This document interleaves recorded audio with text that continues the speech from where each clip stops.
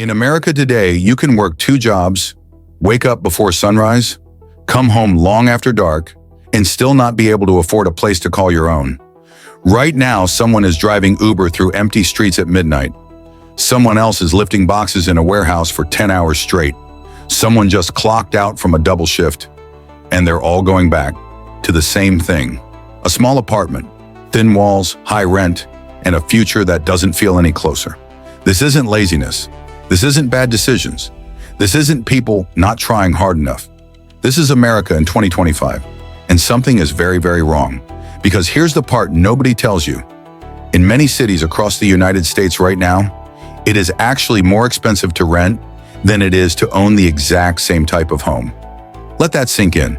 The average rent for a basic apartment, over $2,200 a month. But the mortgage payment for a similar house down the street, closer to $1,700. So the question is obvious. How did we end up in a country where not owning a home costs more than owning one? How is it possible that the so-called safer option, the easier option, the thing people are told to start with, is the one draining their money faster? Is the housing market broken? Or is it working exactly the way someone wants it to? Because if rent keeps rising and wages don't, and buying a home keeps getting harder, then for millions of Americans, this isn't just expensive. It's a trap, a system where you work harder but move nowhere, where you pay more but own nothing, where you're busy surviving but never building. And what makes this even worse? Most people don't even realize what's happening to them. They just feel it in their bank account, in their stress, in their sleep, in that quiet fear at night that even next year, life might be harder than this one. But here's the truth. You're not failing this system. The system was built to fail you. And what you're about to see will explain why millions of Americans feel stuck, even though they've done everything they were told to do right. You were pushed into renting. At some point, you probably started to believe this was your fault, that you didn't save enough, didn't act fast enough, didn't take enough risks. But the truth is, you were not late to buying a home. You were blocked because while you were working, while you were saving what you could, while you were watching prices creep up, someone else was buying homes by the hundreds. Not families, funds, investment firms, algorithms with unlimited money and zero emotions. In many cities today, homes don't go to people anymore. They go to portfolios. Every time a house goes on the market, there isn't just one buyer. There are servers, computer models, instant cash offers, no inspection, no negotiation, no mercy. You're not competing with people. You're competing with algorithms. And the algorithm doesn't get tired, doesn't sleep, doesn't hesitate. It just buys. And when it buys, it doesn't sell to you, it rents to you. The house disappeared. Look around any modern neighborhood. The houses all look the same. Fresh paint, neat lawns, brand new locks. But here's what you don't see. The owner is not a family, it's a fund. That for rent sign, that isn't temporary. That's the strategy, because when one company owns 10 homes, it controls the rent. When one company owns 100, it controls the neighborhood.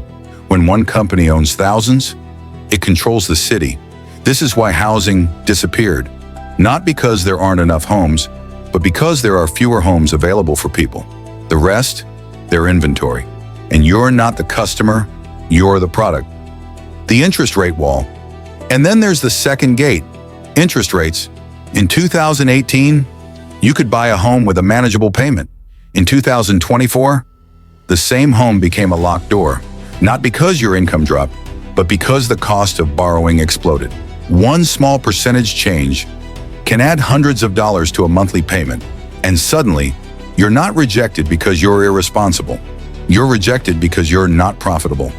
The door didn't close by accident. It closed after the right people got inside. The salary lie. Now let's talk about the biggest lie in this system. Wages are increasing. Yes, on paper. But here's what actually happened. Over the last decade, most salaries rose about 30 to 40%. But rent, it doubled, sometimes more. So while your paycheck went up, your life got more expensive even faster. It's like running a race, where the finish line keeps moving, and no matter how fast you go, you never catch it. You were told, work hard, get a job, save money, play it safe, buy someday.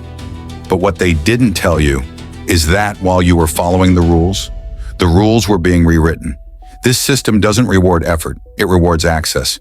And if you don't already own, you pay forever to those who do. By now, you don't just feel unlucky. You feel played because you didn't choose renting. Renting was chosen for you, not because you failed, but because the system found a more profitable use for you, not as an owner, but as a tenant. And once you're inside the rental system, the money doesn't stop moving, but it stops moving for you. Now let's stop talking about theory. Let's talk about numbers, real numbers, because feelings can be ignored, but math never lies. The average renter in America pays around $24,000 a year in rent. $24,000 every year. Now pause for 1 second and answer this simple question. What do you own after paying $24,000 a year? Nothing. Not a brick, not a key, not a single square foot. Now let's follow two people. Same city, same job, same income. One rents, one buys. After 10 years, the renter has paid $240,000 to a landlord. And what do they have to show for it? Receipts. The homeowner. They've been paying themselves, month after month, year after year, because every mortgage payment builds something. Equity, something that rises, something that grows. Same work, same city, completely different lives. Now this is where it gets dangerous, because renting doesn't just cost you money, it costs you the chance to build wealth. When you own a home, your payments don't disappear, they transform, they turn into value. Meanwhile, the renter's money vanishes the moment it's paid. Nothing accumulates, nothing compounds. Look at a simple chart. The homeowner's net worth, it climbs, slowly at first, then faster, then faster. The renter's line, flat, sometimes worse. And here's what most people never realize. This gap doesn't grow linearly, it grows exponentially. A homeowner's wealth grows, while a renter's life gets more expensive. Every year you rent, you fall further behind. Not because you're lazy, not because you're irresponsible, but because you're standing on the wrong escalator. One is going up, the other is standing still. And then come the costs nobody budgets for. The silent ones. Rent goes up, fees appear, utilities spike, parking costs, application fees, late notices, moving expenses, security deposits that never return, and stress. Stress that doesn't show up on a spreadsheet, but eats away at you anyway.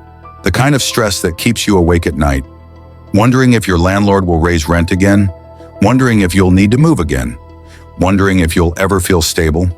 Rent is not flexible, it's fragile. It breaks quietly, and it breaks you slowly. And by now, you're starting to see it. The system doesn't just take your money, it takes your future. You've probably been told this story your whole life, that if you just work harder, save more, wait longer, things will eventually work out. But here's the truth they never say out loud. This system was never designed for you. It was designed around you. And there's a big difference. Let's stop pretending this crisis has no winners. Someone is doing very, very well. While millions struggle to pay rent, three groups keep getting richer. Corporate landlords, banks, investment funds.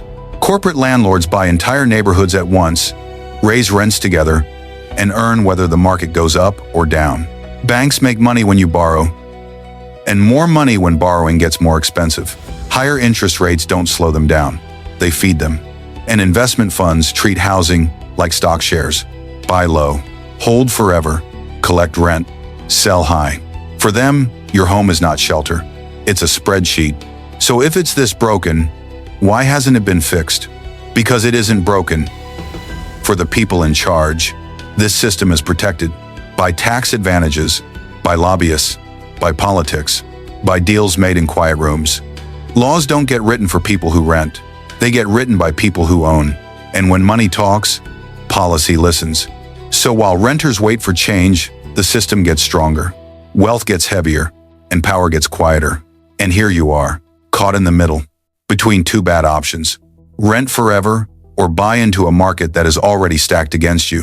One drains you slowly, the other traps you in debt, and almost nobody says the truth out loud. Both sides profit, when you struggle. Look at your life right now. Not the dream, not the plan. The reality, where you live, how you work, how much you have left each month. This moment is not small. It's shaping your next 10 years, whether you notice it or not. Every crane you see, every apartment rising, every ad for luxury living is not about homes. It's about money. And now you see it.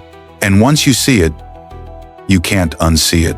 Because when the system becomes clear, it stops looking random and starts looking designed. This video is not about panic. It's about clarity. It's about refusing to live inside a story that was written by someone else. And I'll leave you with this. Rent doesn't make you homeless.